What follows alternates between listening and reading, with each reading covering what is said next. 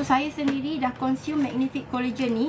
Ini saya sendiri punya testimoni. Sama yang underestimate kelebihan dan manfaat Magnific Collagen ni sebenarnya banyak. So, hari tu saya sesama saya punya stok Shirutto habis. Saya punya Magnific Collagen ada banyak lagi. Dan saya pun terfikir Magnific Collagen ni dia banyak mixed berries. Mixed berries ni seperti yang kita tahu dia ada tinggi kandungan antioksida dan vitamin C. Saya ambil Magnific Collagen ni, satu sachet Magnific Collagen ni dia ada 8 gram lah kandungan serbuk Magnific Collagen dalam ni. Saya semua teruk.